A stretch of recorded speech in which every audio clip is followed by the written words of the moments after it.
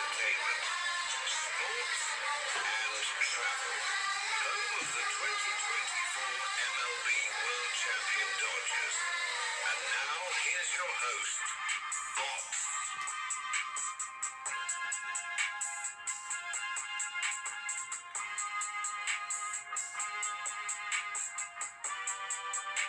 Yo, what up, what up? It's your host, Mots. This is the W.E.S.T podcast, and I'm coming to you this week live from St. Louis, Missouri, where Friday Night SmackDown and NXT Stand and Deliver will be held.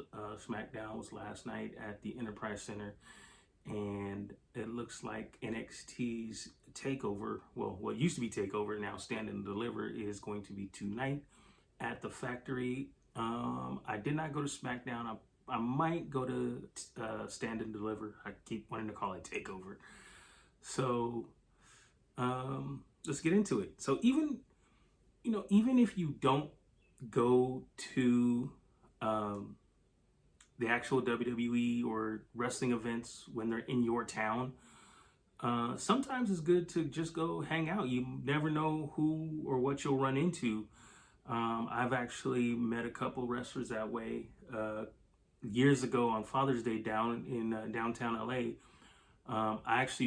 me and my son actually ran into AJ Styles, Gallows, and Anderson, like literally right after they arrived, right before SummerSlam, the night before he won the World Championship off of John Cena. So we got to take a picture, wish him good luck, and then later the next day we watched him win AJ Styles win the World Championship. So that was cool. And then this past WrestleMania in Vegas, I got a good deal on a hotel that was kind of like far from the Strip, past downtown. It was still a cool hotel. Just had to go on a mission to get up to the Strip and Allegiant Stadium. But I ran into Akira Tozawa at Tacos El Gordo, of all places. He was in line getting some tacos with his peeps. And he was very nice, very cool.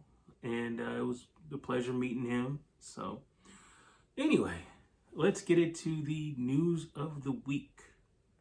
The big story of the week was this. So more allegations are popping up against Vince McMahon and his sexual misconduct during his time as the head of WWE. This is from an article by Ryan Clark of eWrestlingNews.com. In the article, he's stating, well, he has a testimony from one of Vince McMahon's victims, Janelle Grant, and in the article, she graphically recants her time being abused by not only Vince McMahon, but also Brock Lesnar is named in her filing.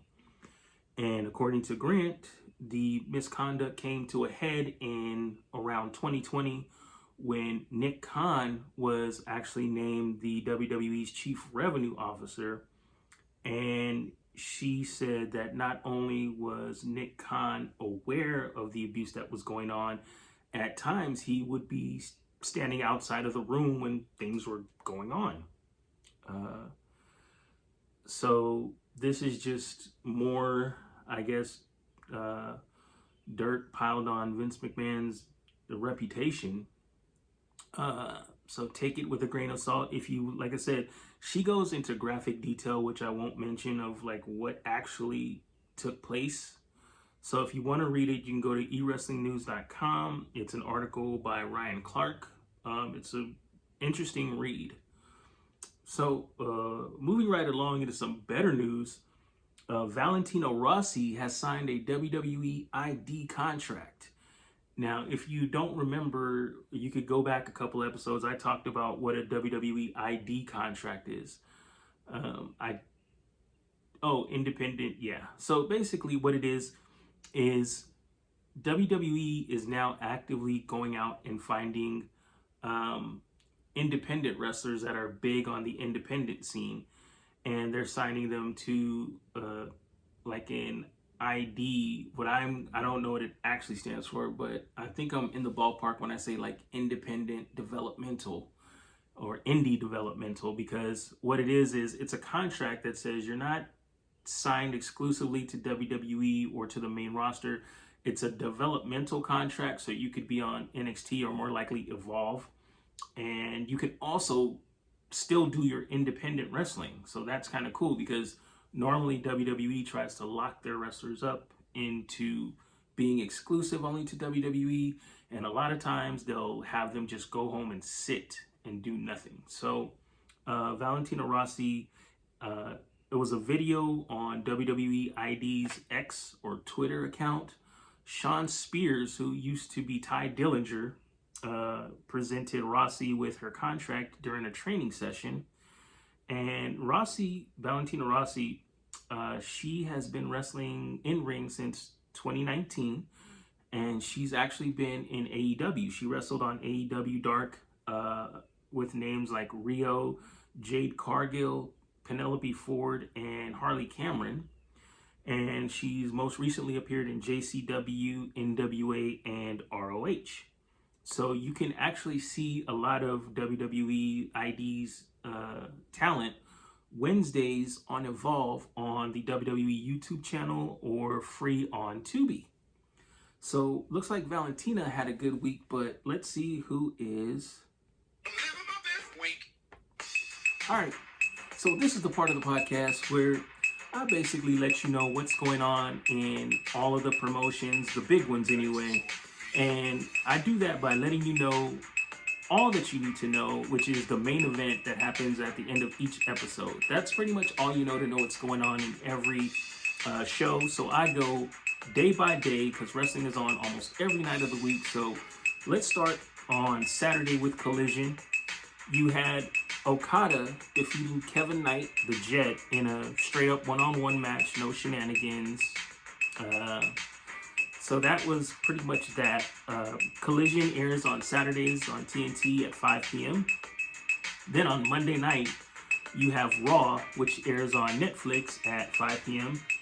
Again, Punk and Roman do their thing in the ring. Last week, it was Roman Reigns who got the best of CM Punk and put him through a table, through the announce desk. So this week, Punk got the upper hand and hit the GTS on Roman and put Roman through a table and was taunting him, like saying, "Who are you calling old now? Who's old now?" And so that was Raw.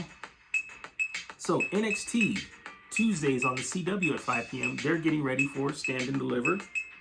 So the main event was Kendall Gray versus Lola Vice, and it ended in controversy because Lola Vice had Kendall Gray in a guillotine headlock, but Lola Gray reversed it with a Northern Light suplex. So basically, Lola Vice had her in a headlock, leaning forward, but Kendall Gray flipped her backward over her head into a pinning predicament, but Lola Vice held on to the guillotine. So while Lola Vice's shoulders were down for the 3, Kendall Gray tapped at the same time.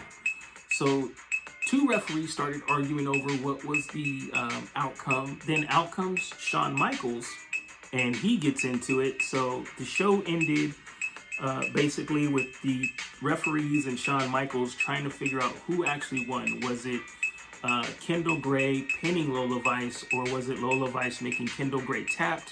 A lot of people on the internet, including Bully Ray, Bubba Ray Dudley, they're praising the match, saying the two women put on a clinic. And it was really good. It was a really clean match between Kendall and Lola, so shouts out to them, and they'll be coming up. So I no doubt think it's going to lead to a 3-way for the women's title, because the winner was supposed to face JC Jane at Stand and Deliver tonight. So I think it's going to end up being Lola Vice and Kendall Gray versus JC Jane for the NXT women's title. Then it's Wednesday, and you know what that means. Dynamite on TBS at 5 p.m. The show was supposed to start with the contract signing between Kenny Omega and MJF for their world title match at Dynasty, but then you hear music hit, and it's You are beautiful on the inside. Da, da, da, do, down, da, da, da. Chris Jericho returns to AEW, interrupting the contract signing before it even starts. Chris Jericho basically says, "What's up, AEW? I'm home." So Chris Jericho returns to AEW. And the main event was MJF defeating Speedball, but Kenny Omega was on commentary. So after the match, after MJF pinned Mike Bailey, he proceeded to attack Mike Bailey, and of course Kenny Omega jumped in for the save. They're fellow Canadians. And again, they will meet 1 week from Sunday at Dynasty for the AEW World Championship. All right. Now, Thursdays is TNA Impact on AMC at 6 p.m. Now, just a side note, AEW had a special episode of Collision because of, I'm guessing, the March Madness tournament. So they had a special episode of Collision on Thursday, but I'm going to save that for next week's episode and put that on Saturday. But in the main event of NXT, Ariana Grace defeated Xia Brookside to defend her Knockouts champion. And Grace will defend the Knockouts championship now against Lei Ying Lee on April 11th at Rebellion. So after that, Stax and Grace were about to attack Lei Ying Lee after the match, but Santana came down and he basically saved the day. And basically Stax and Ariana scrammed, got out of Dodge. But then you had the System's Eddie Edwards come out of the crowd just to, talk some ish to Santana. And they're going to meet at Rebellion for the TNA Championship on April 11th also. So, okay, now TNA is doing Marvel Universe stuff. They're doing post-match or post-show bonus credit, end of credit scenes. So Tessa Blanchard for the last couple of weeks has been losing her, I guess her friends, her entourage on the way to the ring. Her peoples, her girls, they would see someone dressed in a white rabbit suit and just disappear. So looks like Tessa was trying to figure out what's going on, and she ends up in the undead realm and runs into Father James Mitchell. For those of you who don't know who Father James Mitchell is, he's been in TNA, NWA since almost the beginning, and he's kind of like their version of Paul Bearer. So he manages all the weirdos, the monsters, the horror wrestlers. He managed Rosemary, he managed Abyss, Crazy Steve. So that's going to be an angle. I believe that's going to bring back Jessica Havoc, who just had a baby maybe a couple months to a year ago. All right. So SmackDown, Friday nights, you had Sami Zayn defeating Carmelo, defending the U.S. Championship with a distraction from Little Yachty and Trick Williams. And post-match, you had Little Yachty. After Sami Zayn got the win, he kind of distracted Sami Zayn, and Trick came from behind and suckered him, and they basically beat up Sami Zayn, and that's how SmackDown went off the air. Little Yachty and Trick Williams standing over Sami Zayn together. So, who is... I'm going to say AEW Dynamite. You are living your best week because with Chris Jericho coming back to AEW, they now are at full strength. They have all of their main eventers healthy and ready to go. You got Chris Jericho, Will Ospreay, Kenny Omega, Hangman Adam Page, and then you also have your main villains. You got MJF, you got Okada, you got Takeshita, the Protostar. You got also, like pretty much, Swerve Strickland is now a bad guy. So they have a pretty full stacked roster. So that's why AEW is living their best week, and they're going to be probably living the best future going forward. So going forward, when we come back, we're going to have Mod Sports West. We're going to see what you watching, and we're going to do a little bit of food and traveling. Has bad credit been holding you back from getting a new car, a house, or a better job? Visit creditrepairfolks.com. They offer one-on-one consulting and will give you a personal roadmap to removing negative items and adding positive points to your credit score. The first consultation is free, and they're the only ones that offer a money-back guarantee. They also have payment plans available. So what are you waiting for? Visit creditrepairfolks.com today. Our coaching did a horrible job. The players did a horrible job. We got our ass kicked. That's the great thing about sports. You play to win. And I don't care if you don't have any wins. All right, it's Mod Sports West, where we talk about the only teams to talk about, and those are the teams on the West Coast. Even though I'm in the mood right now, we only talk about the Lakers, Dodgers, and Rams. Lakers, Dodgers, and Rams. Let's go. Rams wide receiver Puka Nacua has entered rehab. In an article by Josh Sanchez of the Big Lead via MSN.com, he says that according to a statement by Nakua's lawyer, Levi McCathern, Nacua voluntarily entered rehab in the beginning of March. And this was before the restraining order, which was denied by Madison Atiabi, and the civil order that was later filed by Madison Atiabi. So when asked about Puka's situation, Coach McVay, he was at the NFL annual league meeting this week. McVay showed nothing but support for Puka Nacua, saying that, I know this kid's heart, or I trust this kid's heart. And according to his lawyer, McCathern, he says Nacua will complete the rehab program and plenty of time to join the team for OTAs. The Lakers lost to the Thunder on Thursday night, 139-96. Luka left the game in the third quarter with a hamstring injury, which now I am hearing via John Ireland that it's a grade 2 hamstring pull, which will require weeks of recovery. They're also minus Marcus Smart, and his defensive presence. He's suffering a right ankle strain, and he could probably be out, hopefully be back in time for the first round of the playoffs. Luka may be out through the first round of the playoffs and may not be able to come back till afterwards. So they still are at number 3 in the West. They play the Mavs tomorrow at 4:30.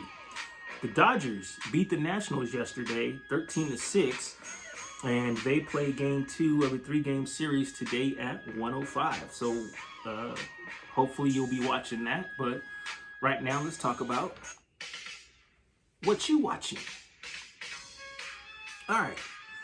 So I just got into Daredevil Born Again Season 2 that just came out on Netflix.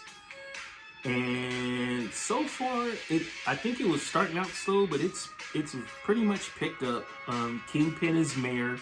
Daredevil is trying to get the Resistance together to fight Kingpin and expose what he's doing.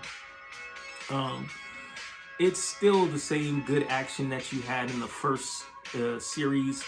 And I've heard around the grapevine that they are bringing back, well, Jessica Jones has already been shown in the previews, and they're bringing back Luke Cage and Iron Fist. So that's going to be cool. And they may show up in the new Spider-Man movie, Brand New Day. So look out for all of that, because it's all connected. All right? So let's talk some food and travel. So I've traveled back here to STL, and I was out trying to get things situated the other day and didn't have time for lunch. It was getting late, so I just needed something quick. So I decided to pop into Walmart because it's, near where I'm at, and try their fried chicken. So you can check out the review here and see what I thought about it. And next week, I will still be here, and then after that, going to Vegas.